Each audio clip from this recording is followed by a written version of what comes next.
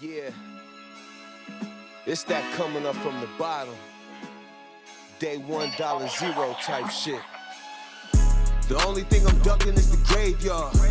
Really with the shit y'all niggas play hard.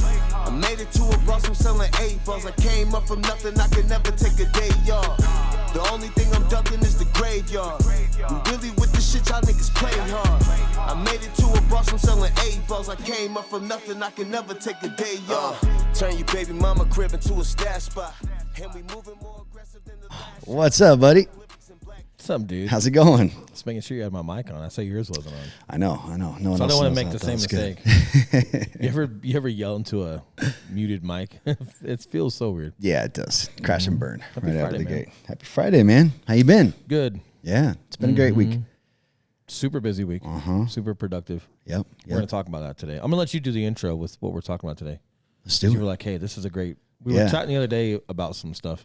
And we were chatting... Man, we were chatting with some agents even today about some things. And not good or bad, just things.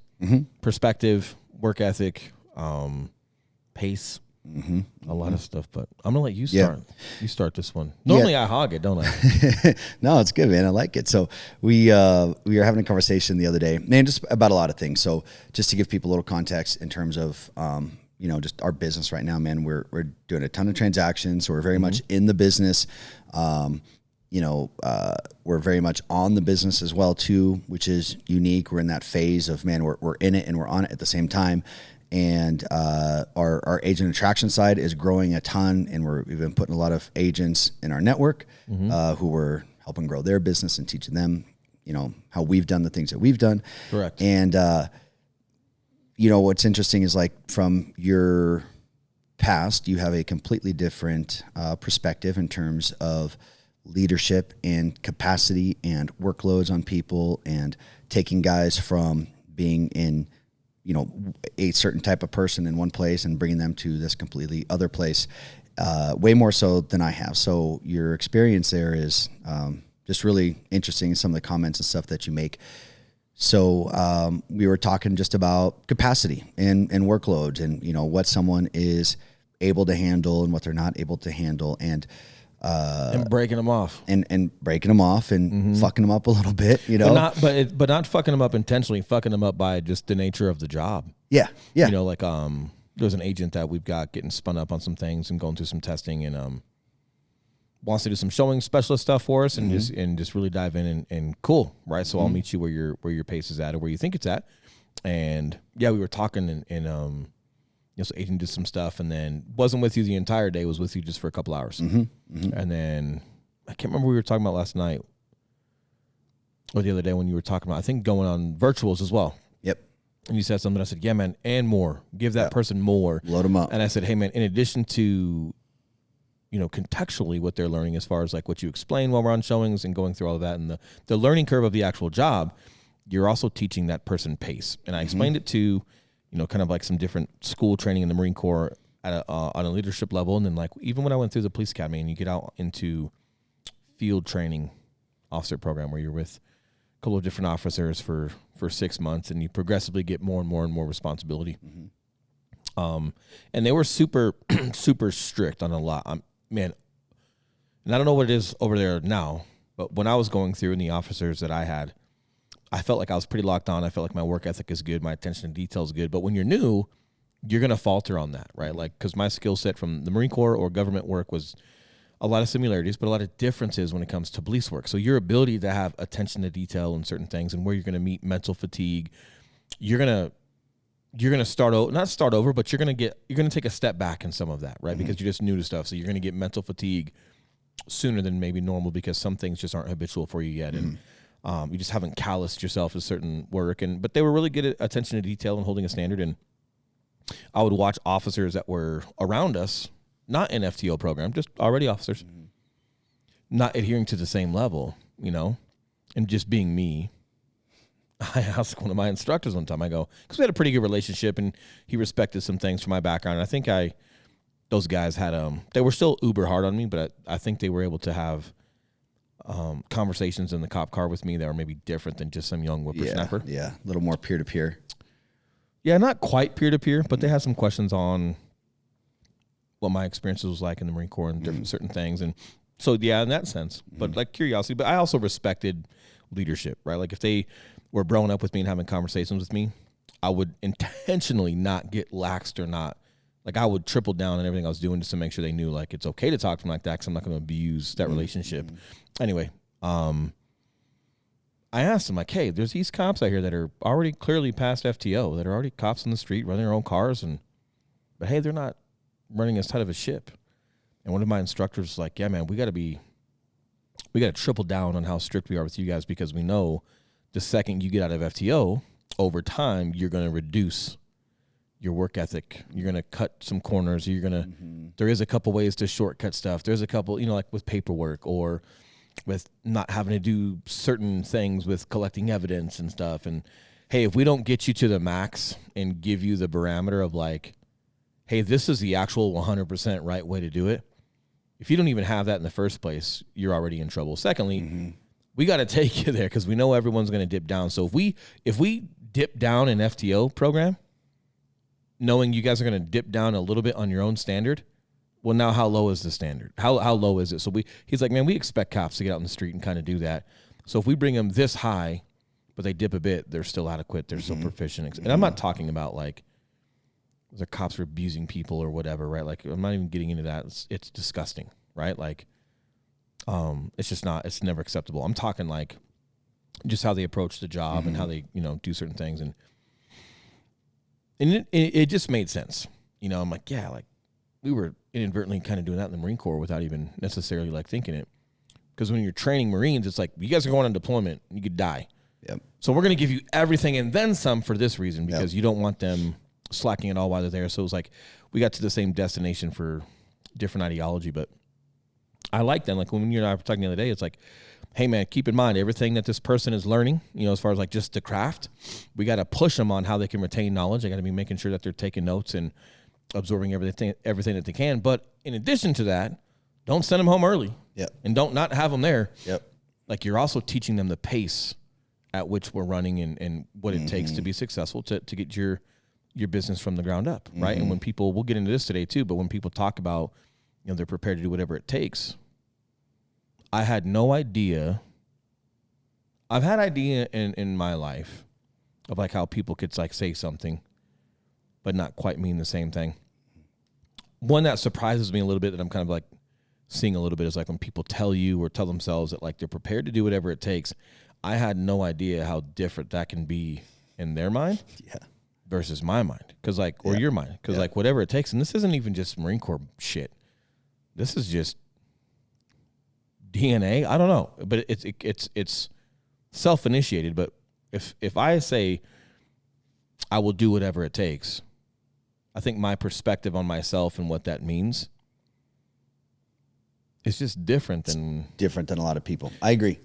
So you were teaching that person the the pace of some things, and you're gonna be taking them out here soon as well. And that's good, man. I love like development of agents. We're also learning like best time spent of like who gets that time and because we've also got a lot of agents around us, man, that can teach basic fundamentals to agents that have never done a deal. If you've never done a deal, you don't need Will and Eli. I'm not saying that to be a dick. I'm saying that because there's other agents that are new into leadership that can more than assist you with that. Where we're helping people and what our level is right now is and where our best time spent is at with leadership is really helping other teams develop their team, because they've got new team leaders, but they've learned how to do the deals. They've learned some work ethic. They're committed. They're there. There's some evidence that they're there. They've made it to the league. Cool. Now it's just more about developing their leadership and their ability to teach whatever they feel they know well, in addition to some additional skill sets we can give them. But it's interesting, man. I think I'm thinking, and people can probably even feel me being different on this podcast today. And I'm not angry. I'm not upset. Like, I'm heavy-hearted. I'm paused, because you and I shoulder a lot to help. And we really try to pour into people and make sure we're doing everything that we've signed up to do for them to commit, and anything I mentioned, by the way, like it's with the best of intention, and there's nobody I'm angry at. It's teaching youngsters perspective. It's teaching them to not talk themselves out of things. It's also just teaching them and allowing them the process of growing into a real work ethic, growing into a whatever it takes mentality. I do think like when people say that, they say it for the level they know it. Yeah. Yeah.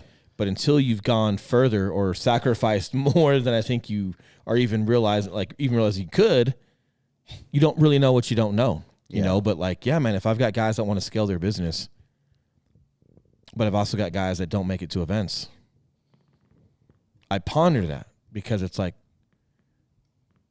good dudes, super good dudes, you know, and excited. And it's like, hey, this is not a real estate thing. This is a mentality shift. This is a, you know, you're looking for reasons to dive in and do things, or are you looking for reasons to why it can't work, and not even maliciously, but just, you know, with that mindset. But I pause, man, because I want to make sure that my delivery to people is appropriate, you know, but at the same time, I remember how it was for me growing up with law enforcement prior to that, like in the Marine Corps.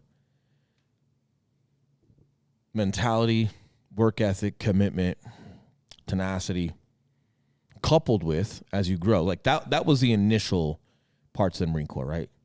Just the mentality of it, the work ethic to it, the commitment of it. That shit gets branded into your fucking soul, bro. And as you grow and become successful in the Marine Corps, you've got really good small unit leaders at every level in the Marine Corps. And the Marine Corps, especially the infantry, prides itself on trusting in the ability and adequacy and proficiency of small unit leadership because of how well your officer corps and NCO and staff NCO pour into junior Marines. And as you start becoming more accomplished, like you'll have meritorious promotions. It's not just your time in service and have you done all your college. You get meritorious promotions. You're a badass. You have a capacity for more. You are responding well to training. You are learning how to lead Marines, and you're proficient. When they're training you for deployments, like, dude, guys can die. You can die. So we need the most proficient dudes that are ready to step up and make their fucking mark, because lives are at stake. Even just saving people in those other countries, like it's real. There is no, you know, and I know this playing favorites. I know the politics of, well, so-and-so is a squad leader because he knows so-and-so. That isn't everything. Police work, military. But when it's wartime, I'd like to think it's very minimal because the best guy for the job has to be there. And you're either going to step up and take control, or you're not. And you've seen, dude, they've had staff NCOs get not demoted in rank, but get taken out of certain billets because they were not proficient at leading. You know, and like, as I grew in the Marine Corps and started taking on some leadership skill sets and proving that I had a capacity for more, I was then rewarded with the responsibility of more. And I say that how specifically for a reason. But none of that comes without not being able to operate and be proficient with oneself. Yep. If you don't know how to disassemble and assemble machine guns, if you don't know how to clean your gear, if you don't know how to get up on time, if you don't know how to shoot at a certain level, at an expert level, if you don't know how to operate tactical land nav during the day and the night, like if there's things that you just can't handle, even with leading yourself, you're not getting anybody. You know, and like I feel like there's a lot of guys that are like learning how to lead with themselves, and like I'm kind of on the fence with things, is, you know, because it's like I want to give benefit of doubt, and I do, because of, you know, the guys that are around us. And this isn't just the two motherfuckers that we're talking to today, because I know if they're listening to this podcast, I know you two fuckers, you two young hustlers, if you're listening, it's not just you two, so don't be weird. Yeah, right? Well, and man, there's plenty of fucking 40-year-olds that operate like that too. Yes, and to the people that are around us that are within our team, they might be listening to this always in first person. It's not, so relax. However, but listen in first person. Yeah, yes, but maybe it's not specifically about you, but still taking a first person account to something is always good. But it's good to dig deep and really just question yourself as far as like, hey, what is willing to do whatever it takes mean, right? Like, because if you're finding reasons to not do things versus do things, you know, shit. And that's why the 75 hard challenge is cool. Like Andy Frisella created that, and your 45-minute workout outside. You know, like it's non-negotiable, and you know, and like he tells you, this is not a weight loss challenge. This is not a fitness challenge. This is a life challenge. And if you because he's forcing responsibility into you, and you have no way to not do it, and it's cool. But yeah, man, I struggle because I just see it from a different lens. But at the same time, I have to give benefit of doubt, because this whole do whatever it takes, I also need to give benefit of doubt that my leadership in the Marine Corps that I love, they did right by me, man. Mm-hmm. I've made mistakes. I've got drug into deep water to learn. I don't mean literal too, but metaphorically, I've been drug into deep water and forced with some circumstances that literally forced me to push beyond even what maybe I thought I could push beyond. Yep. And that's true leadership and mentorship, because they were still there navigating me through, almost like a showman navigating you through fucking ayahuasca. Yeah, bro. That's the Marine Corps. The shaman. The ayahuasca the shaman, of the fucking Marine Corps. The ayahuasca of Captain Sacchetti. Yeah. Or what I know is Captain Shantosh. These guided experiences. It's like those guys that are like, will not give you any excuse, will not let you talk yourself out of anything, will force accountability and proficiency through you while still giving you tools and skill sets to help you navigate through. But they're not doing it for you. Yeah. But they're navigating you through it, right? So for me, like now that we're in real estate and we're hitting that next level of success / influence, the reason I pause is because like you innately want to react a certain way, right? Like, because you see guys not putting in the work. And that sounds brash.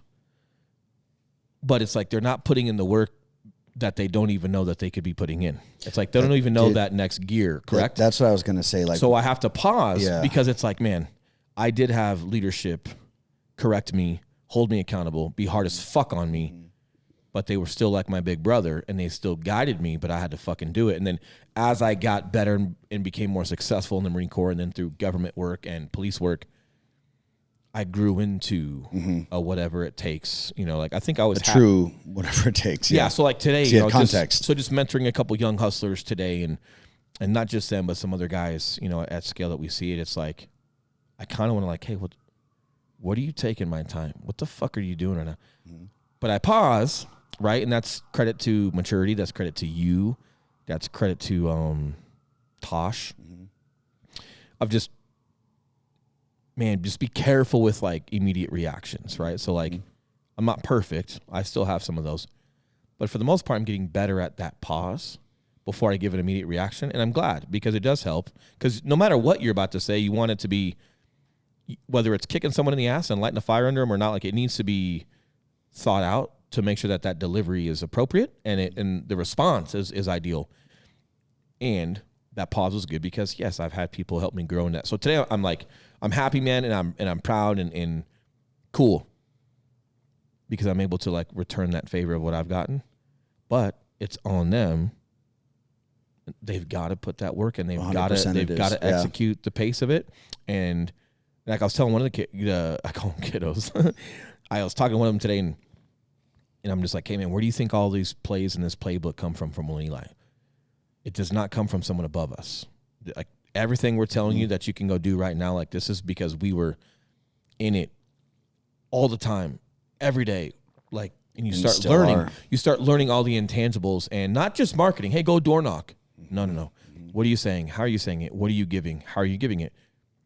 That's where the conversion comes from, not from door knocking. Just like social media. Yeah, man, post 10 times a week. No. What are you posting? How are you posting? Why are you posting?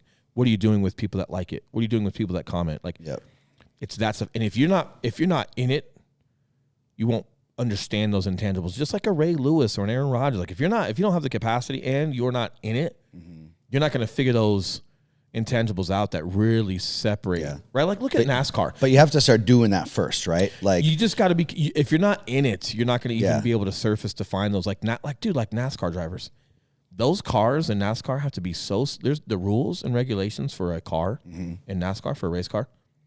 They're literally identical. Seriously, like the rules and regulations on how a car, like the motor, the size, the measurements, all this shit I can't even fathom, has to be exactly the same. From car to car. And if it's not, you're disqualified. So then what does it come down to? The pit crew, drivers, and the drivers, variables. Human error, variables.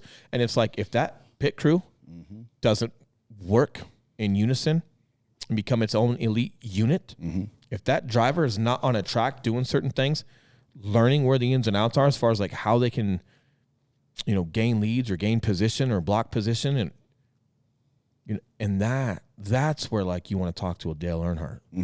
You know, like Dale Earnhardt Jr. talked about when his dad finally started teaching him a couple things. It was like he was already winning races before his dad was teaching him shit. You know, I think it was when I was listening to Dale Earnhardt on Joe Rogan's podcast. And you're like, wow, like that dude, just the intangibles, the experience. And it's like, you don't get that without doing that. And then, yes, does his dad get to gift that down to him? Yes. But Dale Jr. still has to get on that track, find those opportunities of when his dad's been talking, and execute. Perform, yeah. Right? So, like, I think the pause was good today. I was a little heavy-hearted on it, but I'm excited for these kids. But I also kind of like, I'm not scared for them. I'm excited for them, but it's like,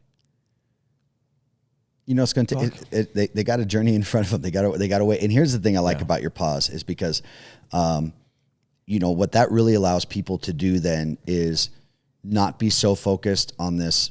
The less they're focused on your reaction or a person's reaction, the more they can actually do that self-reflection part and look at themselves and hear what's being said versus like, you know, like just whatever that freeze is from, especially if they haven't reaction. been around. Yeah, man, because like I can be a little brash, scary. Come on, scary. No, but I know what you mean, man. If you're too stern, because you know, to be assertive at a certain level, you do have to have somewhat of a relationship with that person, whether it's professional or personal.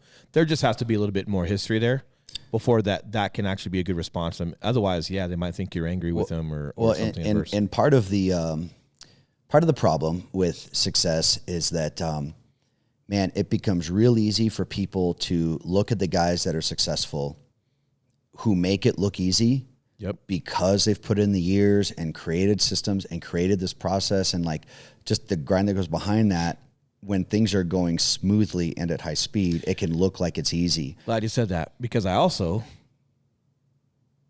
get a little, we said this the other day. Alex Chapman said this on a podcast with us, you know, and it really resonated when he said, because he gave it contextually toward your children, but also toward agents, right? And he's like, man, like, hey, because Alex, you know, he comes from like small beginnings. So do I. Him and I actually grew up in the same neighborhood. Not a good neighborhood, safety wise, we'll call it, right? And he's like, man, like you know, here we are, and we're making it, and we're successful, and you know, him and I are more successful, probably you as well, significantly more successful already right now than we ever were growing up, right? And then there's things that you want to just be able to give your kids that you never had, and that's so cool. But you also want to you also understand, like, hey, if my kid is soft, I'm hindering his ability to adapt and achieve his own level of success in life. And I have to find a way, like, dude, just me walking to school was friction. Yep. Just, you know, learning what to say and not to say in school. You know, like I couldn't just run my mouth or talk a little shit at school because I know no one's going to punch me, because the dean and the counselors are going to tell our parents. And then if our parents, these motherfuckers, I don't even know if they had parents. And I'm not saying that to be condescending. Yeah, no, for straight real. up, dude. Like, gangs were there. It was it was like, you say something, you even come close to saying something to someone or about someone, they're gonna come have conflict with you. And it's like, uncomfortable as that was growing up, like I also respect a layer of that, because it keeps you mindful, even when you don't understand what being mindful is. Like, I know what that is now. When I was 15, I didn't know, oh, hey, I'm being mindful today by keeping my fucking mouth shut. Like, or if you do got something to say, just be prepared and then just handle your business. And there's a level of respect to that too.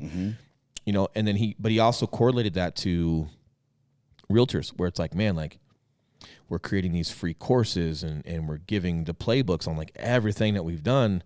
But it's, and like I don't know if he said it, but I kind of said it to him, and it was like, yep. And it's absent the grit. Like, you're giving this success step by step, but there's a level of like entitlement with people, because it's like, oh, here's all the how it works, but it's minus the intuition. It's minus the, you know, when, hey, I could tell you exactly what to say, but it coming from me and it coming from you, it's not even on the same planet, because like when people speak to me about real estate, it's vetted. Versus you're not vetted, you're just regurgitating, you know. So, and we don't even do scripts, so I'm not mentioning scripts, but even just like the playbooks, man, or just putting deals and certain things in front of people. It's like, man, I want to do that because I didn't have that grinding out through real estate.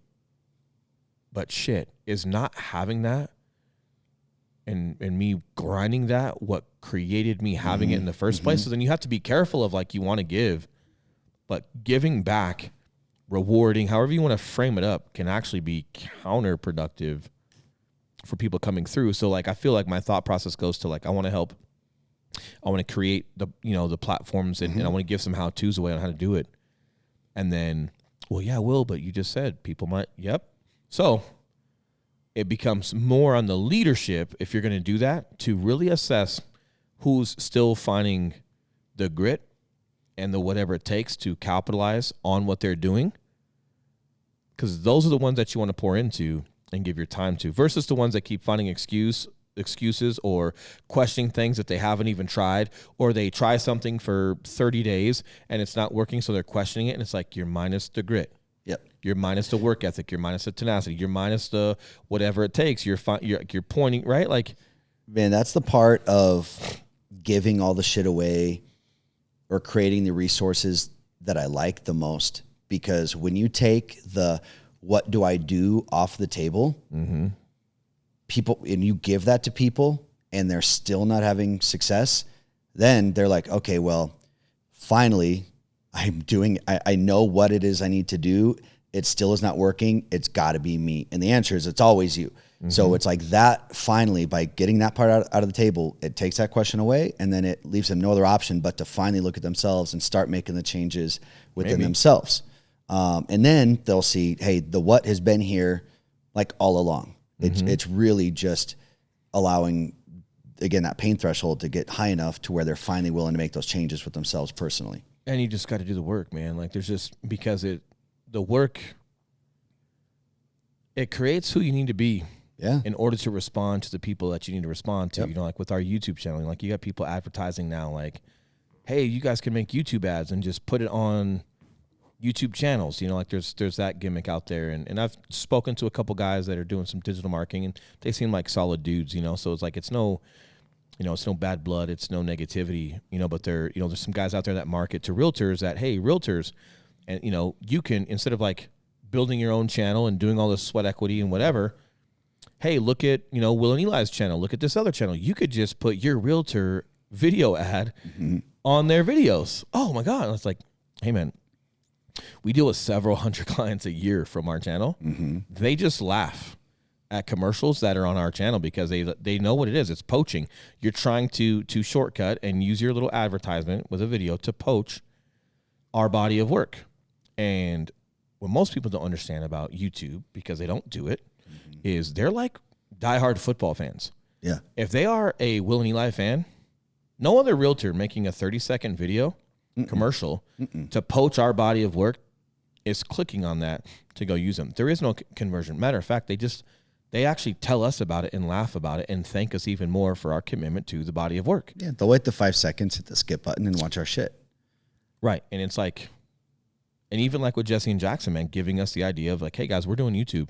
You guys are all over social. You guys should do YouTube like we do YouTube. Here's the framework. So they had a framework of success. We still had to go figure it out with what works for us, what doesn't work for us within the framework. Yep. There's a framework on how to be a quarterback. Yep. Aaron Rodgers and Ben Roethlisberger are not the same quarterback. Michael Vick and John Elway are not the same quarterback. So even when you have framework, it can't be absent of work, because there will still be individuality, individual circumstances, the way you deliver, the audience you're speaking to.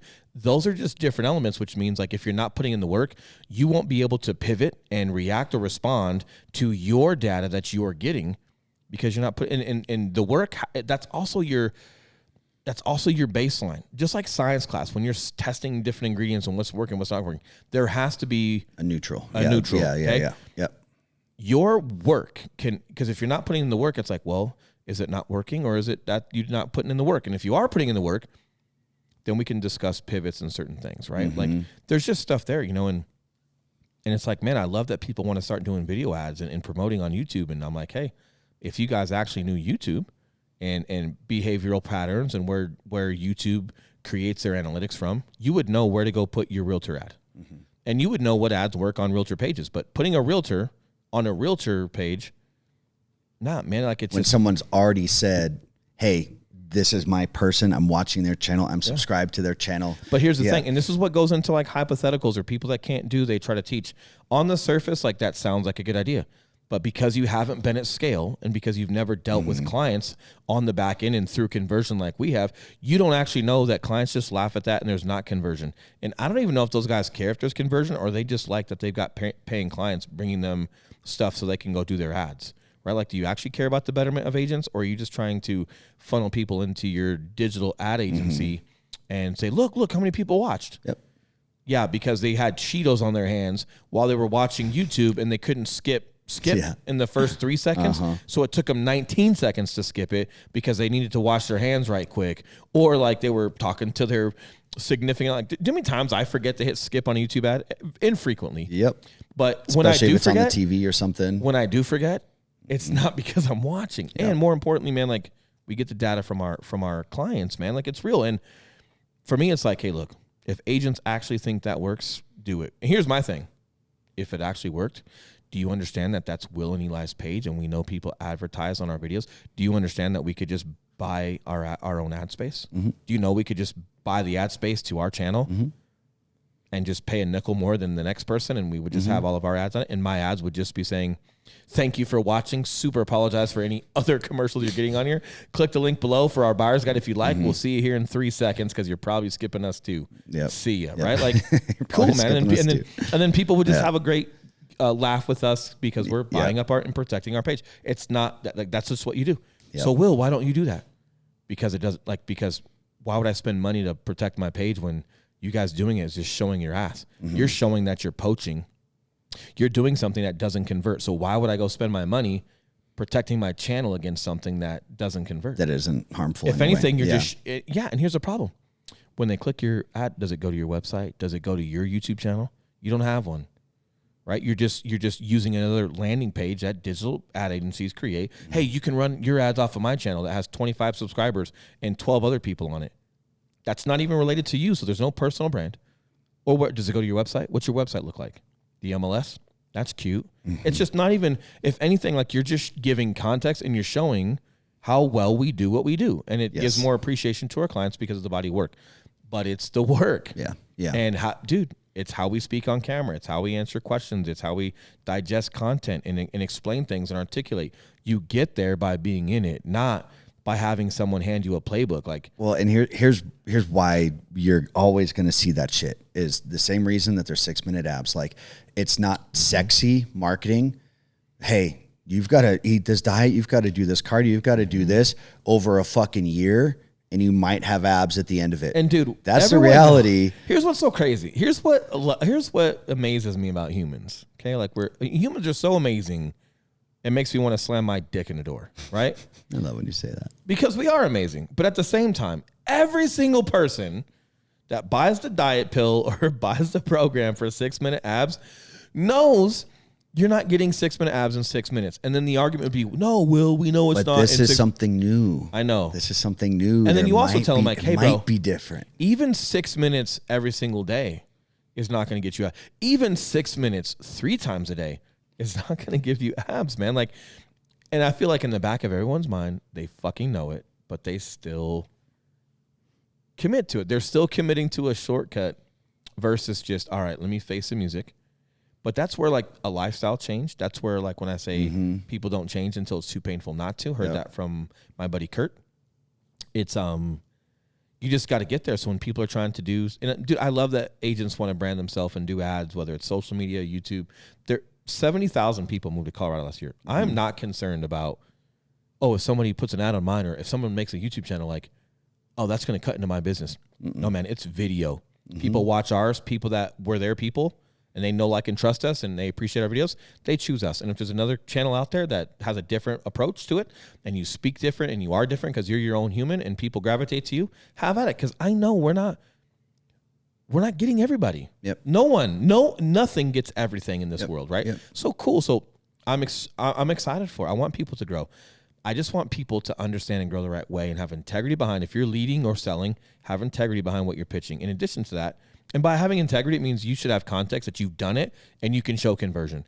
If someone else can show conversion but you can't, then you can't just go regurgitating other people's crap. And more importantly, Some of the shit just doesn't convert, and that's the digital world, but like, just as much as you can frame it up to digital marketers saying that stuff, it's like, yeah, but it's also on realtors for looking for 100%. a shorter cut way to do it. If you want to buy into that and you want those dudes to take your money so you can go make an ad on my channel and people can thank us for our body of work. If you believe that, well, hey man, all for it. But at some point, everyone has to get to their whole, I'm done spending time and money on shortcuts, and I got to get around the right people to be influenced, because I promise you, learning how to lead or just learning how to execute at a high level as an individual, it is not here's a book on it.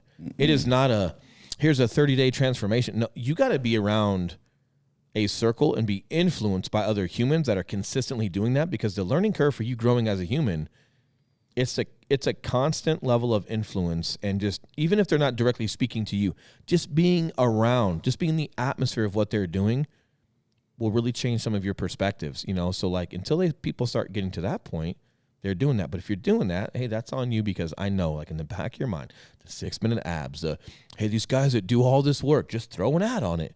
Look, dude, in the back of your mind, you fucking know better.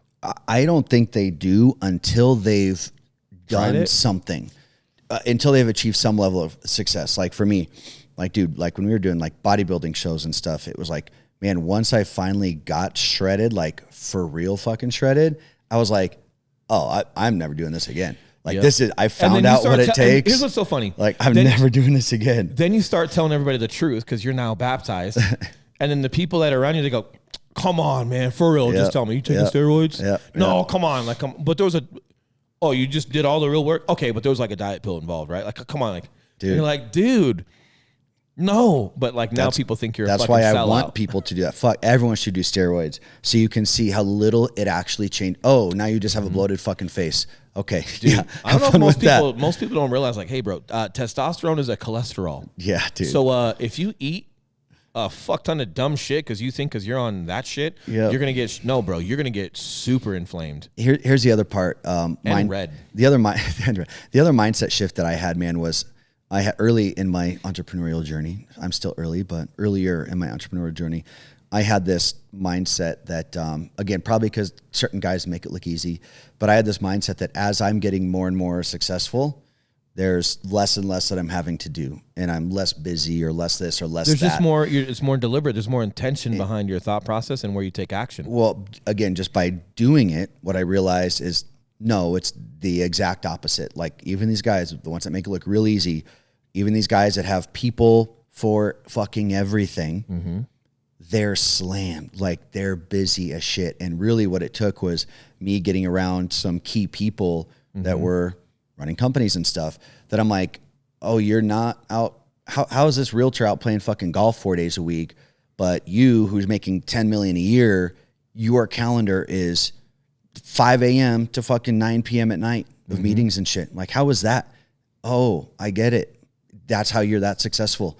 You know, like, that's what it fucking takes. The work doesn't stop. It just changes. I had that mindset shift of like, man, no, the more time you have off, that doesn't mean you're more successful. Like, I had some sort of correlation, and I think that's what a lot of these people have of like, they just assume the guy that's super in shape, oh, he don't need to work out that much anymore because he's in shape. No, he's fucking crushing it more than anyone to maintain that. If anything, it takes that much more to get his body to respond. You got to go that much harder just to get some progress out of it. Yeah, like, he's dieting harder than anyone. He's lifting harder than anyone. Like, that's what it fucking takes. Like, but also, if he has a cheat meal once a week, it doesn't fuck with him. Correct. Yep. So when Dwayne The Rock Johnson eats his fucking pancakes, right? Like, maybe it's steroids. Maybe that's involved. I don't know. He's a big fucker. I don't know. Part of it.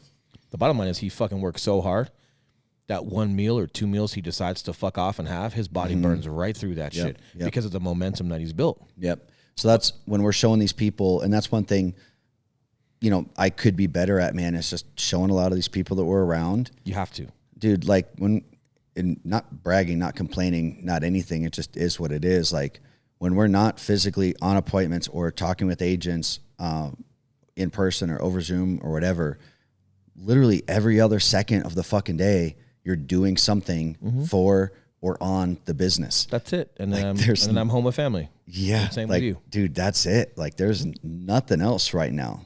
Right. There's really not. And I also think that, like, it's kind of just who we are, man.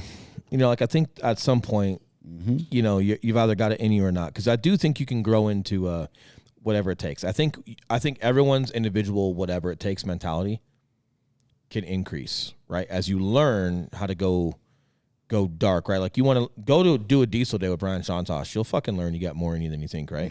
That's a great platform for that. But I also think coupled with that is the ambition. You've got to have the ambition, and it's just got to kind of be in you. Like, I don't know, and this is one of the hardest questions for me is like, you know, like, hey, man, what keeps you going or whatever? Like, I don't know, bro. I wake up, I usually take a shit, I wash my hands, I brush my teeth, I wash my face, I walk to the kitchen, and I start drinking pre-workout. Do things. Yeah, but like, why? Like, what do you mean, why? Because that's just what's on the docket. So, but I think the only way I can answer it is like, look, dude, quitting is off the table. If I have a planned day off from the gym, which is very rare, it's usually because we're just busy. And it's like, we got to be somewhere at 7 a.m. I'm not a 4 a.m. guy. All right, cool. I haven't taken a day off from the gym in 13 days. Oh, cool. Today will be the day off. Yep. So usually my days off from the gym just kind of filter into what we're doing.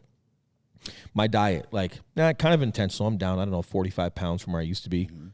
You know, like, and I'm still going down.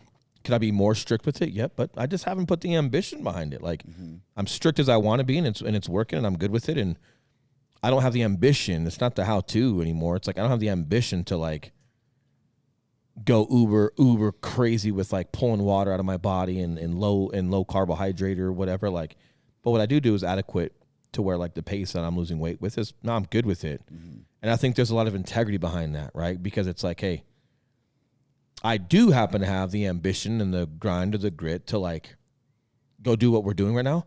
And it doesn't feel hard to go do it. There are things that we have to do that are hard, but it's not hard to make the decision to like get after it every day. And when Will says that, it's like, is there other stuff I personally would rather be doing? Yeah. Yeah, of course. Yeah. But like, yeah, it's not. Kind of. I don't know. Yes, in the short frame, but in the bigger picture, bro, I want to fucking build a dynasty. Yeah. I'm at like all these guys that are ahead or above, like, man, I want to fuck all you do. I don't want to tear anyone down, but like we've got friends, you know, like, I don't need to say their names. They're our friends. And I'm not trying to tear any of them down, but I do want to build beyond you. I do want to I do want to crush. I do love respect in the business world. I do, man, I'm so ambitious about it. And I think I get so focused on the bigger picture and what Brian Shantosh would say, remembering the future, right? I get so focused on that I can't even remember whether I want to work today or not until the day's done, I guess, because I'm so focused on remembering the future and what it's going to take to get there and influencing. Like, I'm so focused on the work. I'm not handcuffed by the thoughts of whether I want to do it or not. Yeah, man. Rewind like 100 years or so. If you woke up and had to like get yourself pumped up or get yourself motivated, You wouldn't eat. You'd be fucking dead. If you're not planting your fucking fields, if you're not like harvesting what you sow, if you're not getting out there and hunting for your food, yeah, you're fucking dead. Literally, you're dead. No, literally, like you or your family's dead. And so I don't look at it any different. You know, like right now, if I get up and don't go do the things that I need to do for that day, we're fucking dead. Yeah, like you and I make good money, but we ain't got fuck you money. Yeah, no. We ain't got this whole we're done working, like we could just stop doing anything and like the money keeps rolling in. We ain't there yet. And I'd venture to say, man, you know, like we talked to Jay Kinder and had him on the podcast, cool dude, and I would call his money fuck you money. Maybe he wouldn't because he's got his own level of success, his own ambition of what he takes to get there. But out of everyone that I've met that's got Jay Kinder type of money or more, the type of person it takes to build that is not the type of person that's just going to build that and quit. It's just not in him. Like Jay's still doing stuff. He's ambitious. He's putting his money and investing and doing different things. So like the mind shift may, or the direction may shift where you're putting your money or your time or whatever may shift. But being proactive, like even if he got out of real estate, as in like not training agents, he'd be investing his money. Like, well, he already is. He'd be doing something that's still building his empire. And like, you know, like some of our other friends that make significant money, it's not in like, and I'm a firm believer of that, who like whatever it takes to build that level of success financially or in business or as an athlete, you got to be a strong enough person to get there. I just don't think that type of person that can build that has any foresight on like just quitting life, you know, Well, and like sitting drinking a fucking Mai Tai on the beach forever. Take a week or two. It But takes just on, like, yeah, no, man, I just can't wait to turn 65, build this dynasty, and then drink a Mai Tai for the rest of my life. I've heard people kind of like joke, but not joke when they say that. And if that's in your mind before you even began, like, you're not the dude that's calloused enough or will be able to be calloused enough to actually build it, man. I don't think so. No. And taking that same bodybuilder analogy, you look at the guy that's like, you know, I can't remember what comedian it was, but man, I wish I could remember. But he made a joke about like the bodybuilder dude at the gym where he's like, hey, bro, you won. Like, you can go home now. Like, you're done. The gym's done. Like, you did it. You know, like, go home. And It's Bill Burr. at that point, I think it is. At that point, man, it's like it's taken on something completely different. Yeah. You're not trying to get shredded. It's the gym is something totally different at that point. Now, the only time I would disagree with that bodybuilder is like, hey, if you're still living in your mom's basement, yeah. or have no relationships with people or whatever, Still think you can be Mr. Olympia. Maybe, but like, regardless of that, I just feel like you got to be careful, right? Because like, over-indexing in one thing to the level to where you're absent in others is not a good. You see that in business. You see that in fitness. You see that in parenting. Like our business success. We're getting we're gonna go where we want to go, right?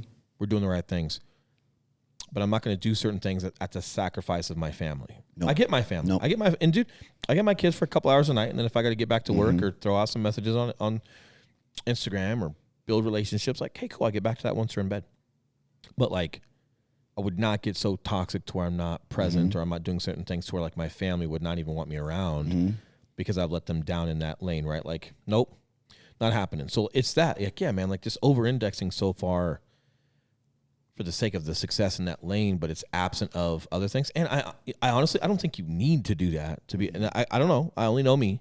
Well, I know us and our success, you know, so maybe that's just a character flaw. Maybe it's just people working on their self-growth in addition to their business growth, and like they're not even identifying how absent they are. But yeah, like you can't.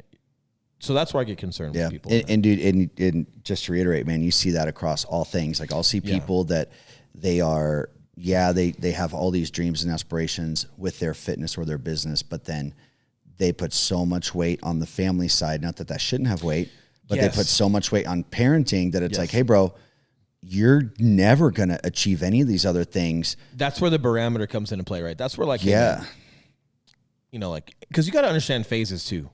Like, are you and I going to have more times with our kids 3 years from now than right now?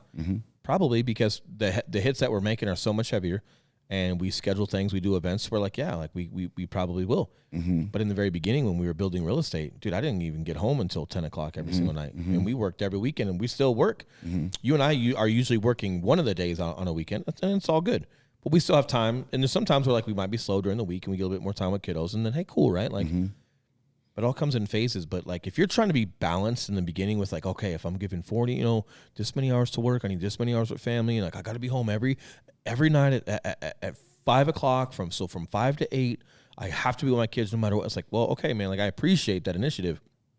However, you're not going to build, man. Like there are some hard lines in business. And you have to be okay with that. Depending on the type of business you're building. If you're building an e-commerce business or something, I can't speak to that. If you're building a real estate brand or real estate business, your time is worth shit.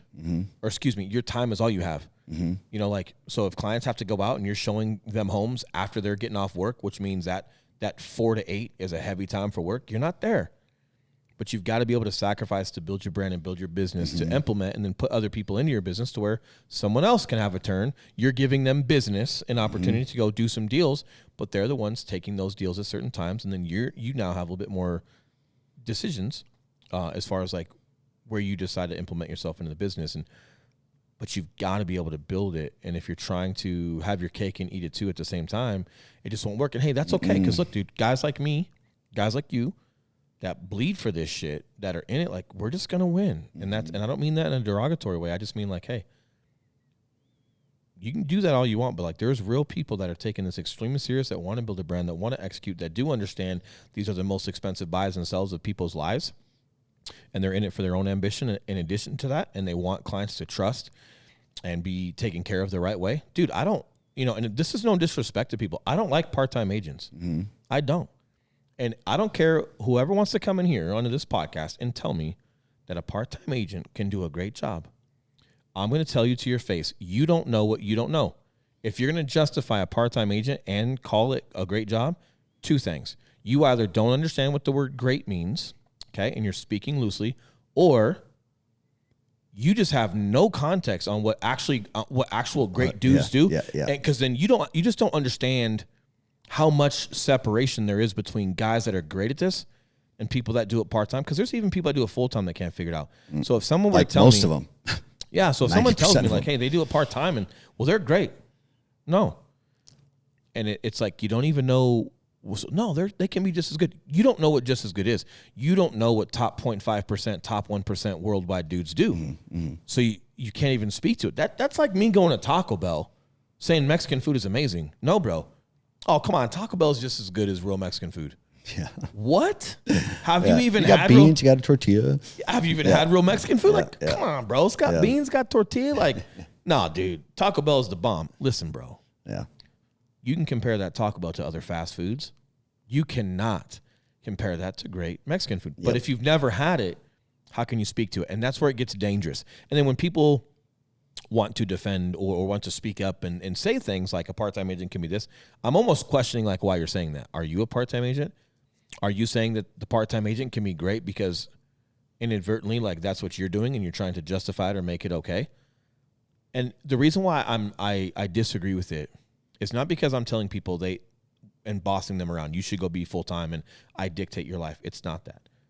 Here's what it is though. Whether you're full-time, part-time, whether you suck, whether you're great, people are trusting you with the most expensive sells and buys of their lives. And it's a very serious business. Yeah.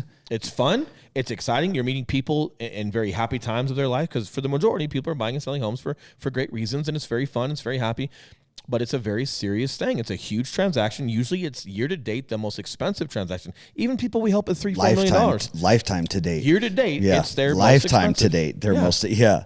Right. Yeah. Not even just year. You're right. Yeah. Lifetime. So it's like, hey, I want to have fun. I want to engage with my clients, but I'm there to represent them. I'm there to advise them, and I'm there to do a great fucking job. Bottom line. And if that's the standard because it's people's lives, I mean, no one's getting shot at. Don't get me wrong.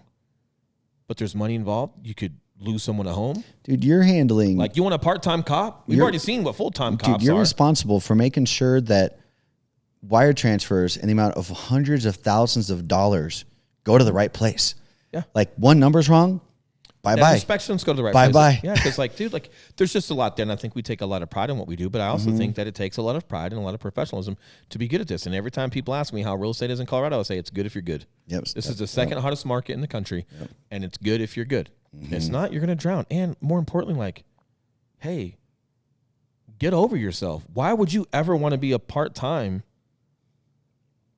and expect people to use you if you're not even at a level of professionalism to be trusted with that? And here's the deal. If you're part-time because you're trying to work your way into full-time, I'm all for it, and that's cool. You better make sure you're putting yourself around people that are full-time, that can help mentor you and guide deals. So if you do get yourself where you're unknown or whatnot, someone is there as like a safety net to make sure that deals don't explode, or a home that isn't a good home or that does have issues that you guys missed. And there should have been a structural engineer going in there, but you didn't catch up on certain things, and your novice inspector because that's the only one you know didn't catch it. Hey, those are important. And if you have people around you that are full-time that have great people around them,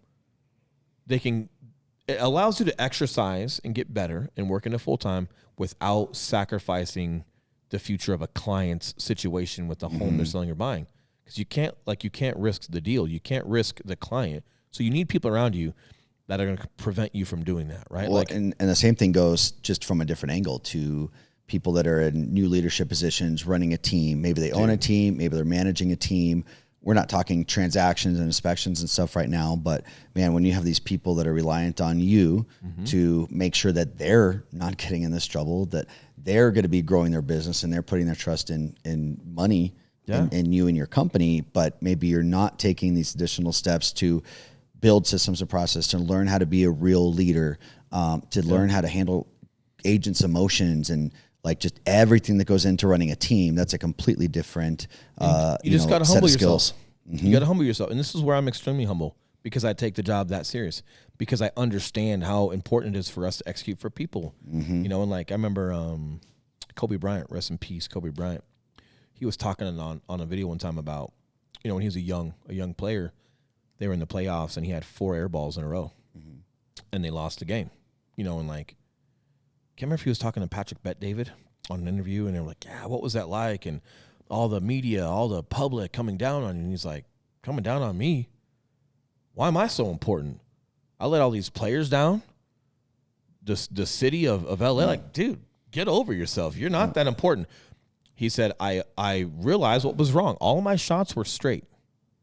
They were straight. They fell short. And he goes, I went from playing high school basketball where we played 32 games to I'm playing 70-something games over here, tired, plus playoffs. And like, hey, I didn't have the legs for it. Yep.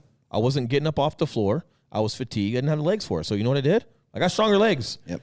But it was cool because he's like, hey, get over yourself. You're not that big of a deal. I'm here to make sure that I'm adequate in my position because people are trusting me with those shots I was taking and missing, and I got to get better. He said, this isn't about me. This ain't about me. And it's the same thing, man, with realtors or anyone else. Like, it's not about you. It's client-based, fucker. Yep. The only thing when it comes to you is how professional and adequate your skill sets and commitment and whatever it takes mentality to get it done. Not only to chase your own ambition, but to do right by clients. Because that's the only way this works, man. You don't get to chase your ambition in real estate if you suck. Because it will come out. If you're not good at what you do, you're not making money because you're not converting deals. Like your success is a byproduct of creating success for other people. Yep.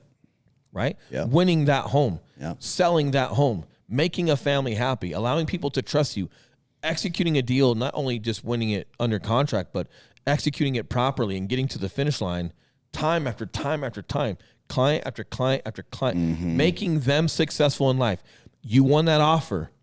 Cool. And by the way, your reputation does matter. We've had agents call us when we've got offers in, and as we call them, they know who we are, or we've done a deal with them before, and they trust our word of getting things done. And yes, when you work with a lot of sellers, it's not just the highest price. That's a big part of it, but they are not going to risk it on you if there's other things that are sketchy there, or if you can't confirm your appraisal gap and everything else, or if your realtor sucks at communication, if your lender doesn't understand the right things to have a conversation with a listing agent, or doesn't call, or there's a gap in communication, they're losing hope in whatever pretty offer you think you got.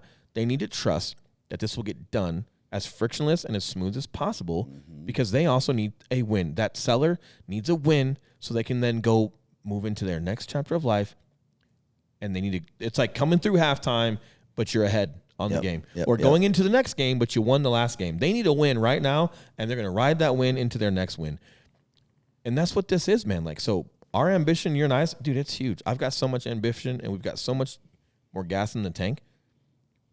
But our success, or the success we want from our ambition, is predicated on helping clients and helping other agents, right? Because we coach agents now, right? Like, and we help team leaders. Like, their success, other agents' success, dictates our success. Absolutely, yeah. Buyers and sellers' success dictates our success. And you need to understand that. So if you think you got a whatever it takes mentality, if you got a lot of ambition for more, align that. Because helping everyone else win is what gets you your win. Bottom line. Bottom line. So, I don't know. And push yourself. Put yourself around people who are going to push you, because you gotta grow into it. Truly your whatever you're giving it all is, I promise you, it's not enough. You need to expand that. And that doesn't, you know what? We say that to ourselves too, by the way. Like, it does. Full context. Well, just you and I we push each other. We're constantly like expanding our. And there's people ahead of us. Whatever it takes. We see what they're doing, and we go, wow, we could still be doing so much more. You know, and that's cool. That's a cool place to be, because one, yes, it's frustrating because you're like, fuck, we could. But two, it's like, but it's possible, because you're seeing other guys do it, and you see how they scale and how they leverage different things to where it doesn't take more of their time, which lets them put time into something else, and you start learning. But you have to grow into it, man. And I can't tell you how many times, you probably know, maybe not that many, maybe a handful of times, I've been told by young bucks or whatever that they're going to be a top producer or this or that. And I love the spirit of competition. I love that people want to compete. My only thing to that is like, hey, if you say that to me, because I'm very careful if I even say that to someone, right? But if you're saying that to someone, if you're new in the game and you're saying that to someone,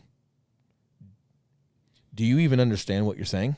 No. Like, do you even know everything about what those guys are doing or where they're at to even have any context of saying that? And why are you so quick to say that? Gary Vee talks about that when, like, because he talks about buying the Jets. And he's like, yeah, dude, I'm gonna buy the Rams. And he's like, why are you saying that? Yeah. And he's like, yeah. And then I go to your Instagram account and you're fucking skiing on the weekends. Yep. Are you just talking shit? Are you just saying it for the sake of saying it? Because look, I'm not saying it for the sake of saying it. And like, I feel like you and I are the same way. We're like, hey man, you can tell me that all you want, but like, you saying that because it's just fun to say? Because I'm not in this game for that. I'm here to win. Mm-hmm. Mm-hmm. You know? Well, and you've tasted winning and you know what it is. Yep. That's why you don't say that shit because, again, man, some 17-year-old kid saying he's going to be Mr. Olympia. Cool, bro. I hope you make it because you know what? Some guys that talk it into reality, maybe they can. I don't know, but I think I just get a little not disheartened, but I'm excited for some of the guys that have been around us because they have the whole, hey, whatever it takes. And I think that they have it in them, but they've got to grow their threshold for it. And I'm excited to see where they take that. Mm-hmm. Man, that shit is so easy to say. Mm-hmm. Anything's easy to say. I can squat 1,000 pounds, Will. Okay, go squat 1,000 pounds. Yeah, fucking different, huh? But more importantly, like, the reason why your circle is so important is, and by the way, make sure you're earning your circle. If you're putting yourself into a circle, there's a lot of talk. I'll leave everybody with this. There's a lot of talk about fixing your circle and putting yourself around the right people and level up. Hey, the right people aren't just letting you into their circle, okay? You don't just walk into a circle because, that's a better circle over there. Hey, my circle's not doing me right. I'm going to go to that circle over there. And, and they just let you walk in? Yeah. No. You're at fucking arm's reach at best. You need value. For a little while. So just make sure if you do have an opportunity to be in a better circle that influences you and pushes you, make sure you're earning your keep by going and doing what they're pouring into you to go do. Mm-hmm. If you're going to pick and choose, that circle's not going to have you. Mm-hmm. You know, so like you just have to understand, like, as much as we all want a better circle per se, make sure you're not the one everybody's trying to fucking kick out. Yep. Happy Friday. Happy Friday, everyone. Out. Good podcast. Later. Day $1 Gator. Later, guys. See ya. From nothing, I can never take a day off.